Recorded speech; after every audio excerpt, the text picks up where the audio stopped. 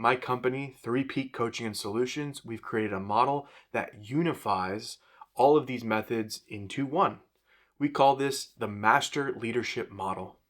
The Master Leadership Model brings all the theory of leadership together and makes it super simple. But while it is simple, it is not necessarily easy. It is the task of a lifetime to master leadership. But when we master leadership, we glide through life with ease because we know how to face challenges, how to move through complexity. The Master Leadership Model has three components, the three S's. We have the self, the situation, the strategy. Between these three, if you can master how to lead yourself, how to understand the situation, and how to create a strategy that bridges between the two, you can accomplish anything that you want in this life. And so we go through each of the three S's to understand a little bit more what it takes to master leadership. The first is self-leadership, self-mastery. A person who is master of themselves understands everything about their own instrument, how their own body works. So we know the physiology of our body and what it takes to keep ourselves happy, healthy, and thriving. Our physiological and biological needs take precedence. We need to sleep. We need to eat well. We need to move our bodies. We need to get regular access to water. We need to breathe. There are certain core things that keep our body happy, healthy, and thriving. It's how we feel vital in life. When we do not care about these fundamentals, our body is running under optimal levels, it is stressed, and it is sick. When we are stressed and sick, that then filters into how we make decisions, how we live our lives. When we choose to be stressed and sick, we cannot make good decisions. We cannot live full, enriched lives. So one of the steps of self-mastery is to understand the body and what the body needs to stay in equilibrium. Then we move to the emotional components of the body. Our emotions are incredible information systems. Think about all the hormones, the biology, the neurology, all the different systems of the body that interact to create emotions. There is a stimulus. We perceive it. We feel something come up. It gives us information about what to do. If we sense we're angry, we can use that aggression to fight, to defend ourselves, to create boundaries and space. If we interpret something and we feel fear, we can mobilize our legs and run away. There's incredible information when it comes to emotions. If we ignore emotions, if we suppress our emotions, we're removing an amazing technology we've developed to support us in our day-to-day life. But emotions, if we don't tend to them, they can overrun us, they can overrule us. Our desires become the main thing that we look for in life. Most people think that their desire is a non-negotiable. I want something, so I must go get it. But in actuality, we can process our desires. We can process our emotions. Just because we have an instinct or an impulse towards something doesn't mean we have to do it. We can step back and actually understand what the body is needing and then direct it to something else. Finally, we think about the mental processes that we engage in. So how we think, how our brain is operating. And there's an old saying that the mind is a great tool, but a poor master. We have yet to learn the lesson of how to really master the brain, how to deploy it strategically, how to use it to solve problems, and to know when the brain is maybe not the best information system to make decisions. So a self-master is one that understands all the components of who they are. They understand their relationship with other things and the emotions and the ideas that come up in relationship to other people, to other roles, to other places, and they can negotiate with themselves and manage themselves. So in essence, a self-master can direct themselves. They have organized their internal world, their internal state, so they can move themselves towards something. So when we talk about leadership as moving and directing energy and creating towards something, self-mastery, self-leadership is a vital component of being able to muster one's resources and organize oneself to move in a direction. I see this often with executives. Many leaders are emotional and don't know how to deal with their emotions. They either repress them or they completely act on them. And it's one and the same, because if you repress it, it's going to flare up and come back anyways. If you're just acting on emotion all the time, then you're not making rational decisions. You're not actually opening up the options that are in front of you. So these executives, they're running really high on emotion, and their careers at some point fail. They cannot maintain the direct course they want to take to get where they want. I was once working with someone who repressed their emotions severely for years. They called themselves a hyper-rational leader. I have no emotions. I'm purely logical. And they kept pushing things down, working harder. At some point, this individual started to have stress-induced seizures. They collapsed and they seized. And after several episodes, they were forced to quit work. They had to take years off of work. So where they were trying to go up the corporate ladder, all of a sudden, they're out of the game entirely.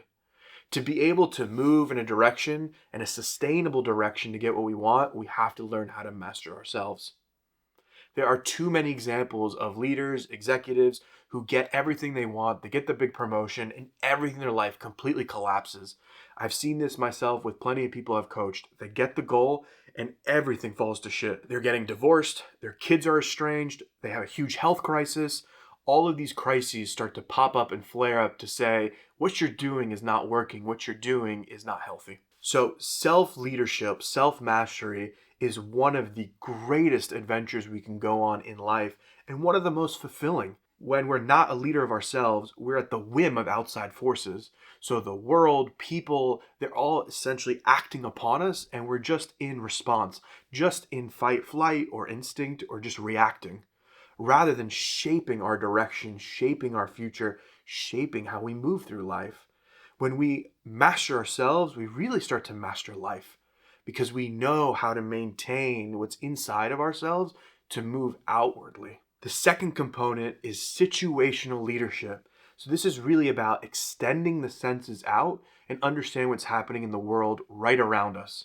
If we're not in tune with our environment, then we're going to get shocked. We're going to get hit. We're not living in reality. And humans rarely live in reality. We have these beautiful brains, but we like to conjure up pictures and stories and images of how the world should be or how we want it to be rather than the way it is.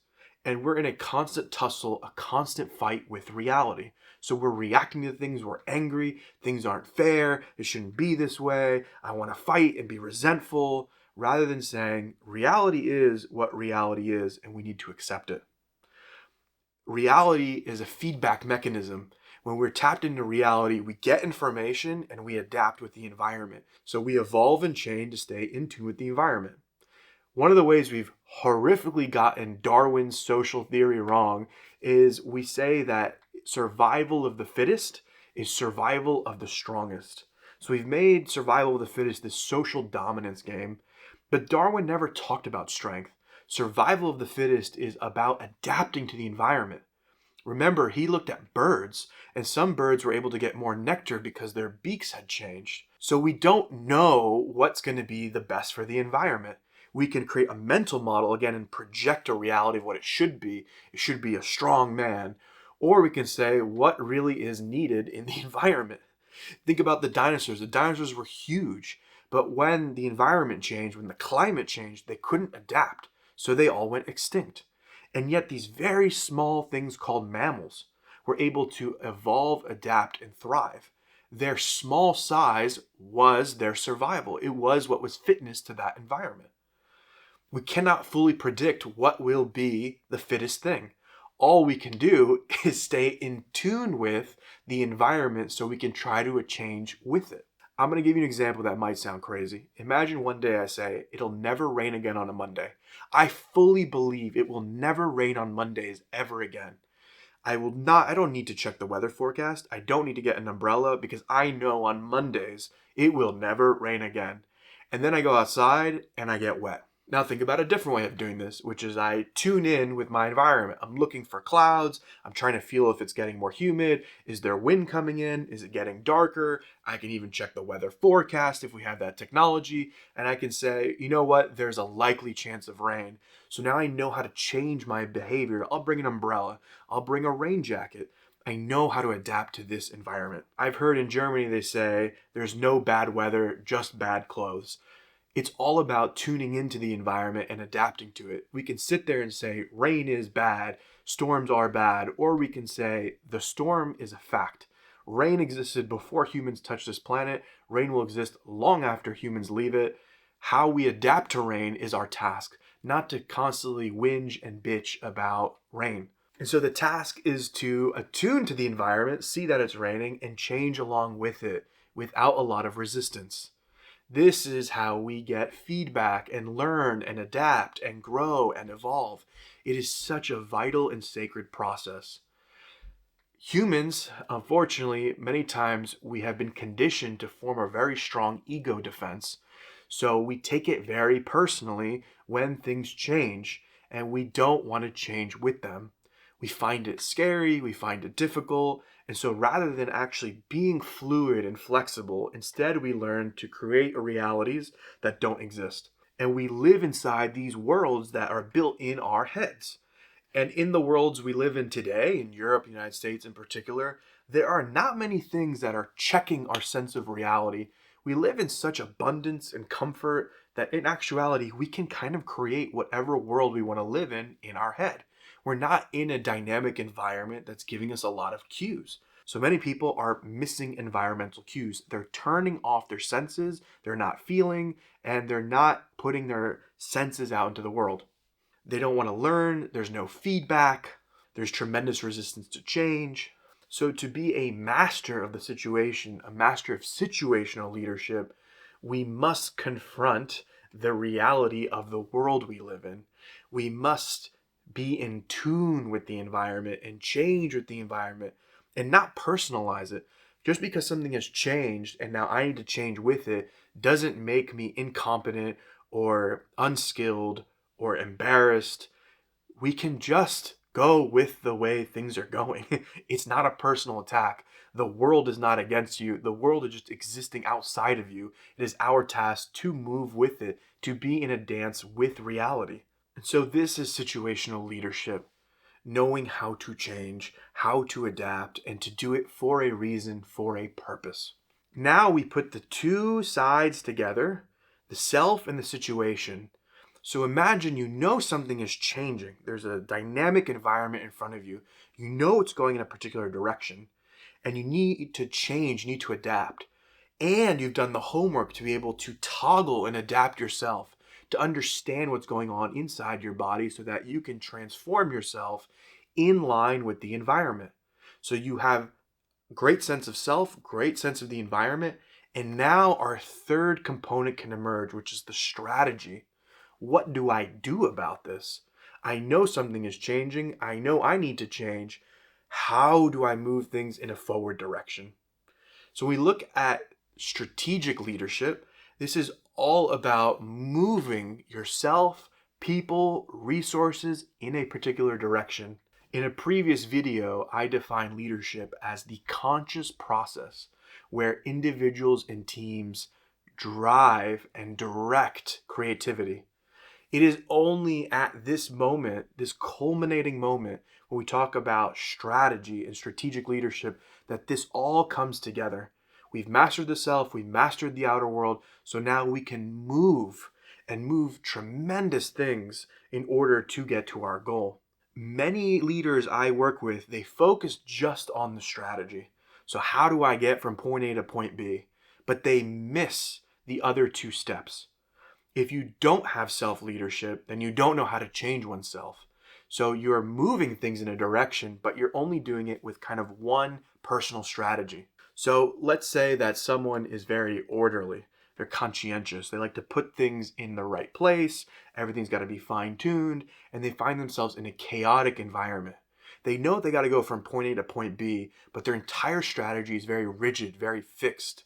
They cannot change themselves, adapt themselves to be more flexible. We can have the opposite example where someone is typically very chaotic and they need to create an orderly plan to get somewhere, and they can't do it because they're stuck in the strategy of being really loosey-goosey flexible. So being able to toggle one's behavioral strategy because one understands their own motivations, desires, body, emotions, thoughts, bring it into alignment, that is what is needed to actually execute the strategy with different skills and different ways of doing it. Now, imagine that someone is missing situational leadership, so they want to drive a strategy forward, but they have no clue what's happening in the environment. So this person is actually creating a strategy based on their mental construct. They've created a projection, a story, an image of what the world is and what the world will be. Funny enough, when researchers have looked at forecasting, so people who plan ahead and they make plans and projections about the future will be, they end up incurring much more risk, which is counterintuitive because you'd think if I plan, I should reduce the amount of risk. But people who plan, they end up becoming overconfident in assumptions that they've made and this fake world they've created, these fake realities they've created, and then the real reality never matches the plan and it all comes tumbling. So having a strategy that's not attached to reality or to the situation is insanity. It's worthless. It's a waste of time. It's a waste of effort. I would personally rather be attuned to the environment and adapt as I go than have this grand big strategy that makes me overconfident and lose touch with the reality, because reality will always win out. And so these three pieces work together. And consider now we put it all together. Something occurs in the environment, something's starting to change. I feel it, I sense it, I understand something is shifting. So I change myself, I adapt what is needed, I feel all my emotions, I integrate everything I need to within myself, and I put together a strategy to move myself, my people, my resources in a direction in line with how the situation is evolving. And along the way, I know how to manage myself, I know how to change myself, I know how to transform myself so that I can make this strategy work. That is a true leader, and that leader cannot be defeated because there is no failure when you can fully adapt to the situation and fully adapt yourself. That person has covered all their bases. So if something still doesn't work, then truly it wasn't meant to be. There's nothing within your control that could ever change that thing. And that needs to be accepted too. That nothing within your efforts, nothing within your leadership could change this outcome. But then you haven't failed because you've still maximized your leadership. You've maximized what was within your cards. If an asteroid hits Earth tomorrow, I don't feel like a failure. I just feel like that's an event that happened and now I'm dead. So what I am in control of, I can attend to, and that is where I succeed and fail. Anything beyond that is beyond my scope. It's beyond my role. So this is the master leadership model. The self, the situation, the strategy.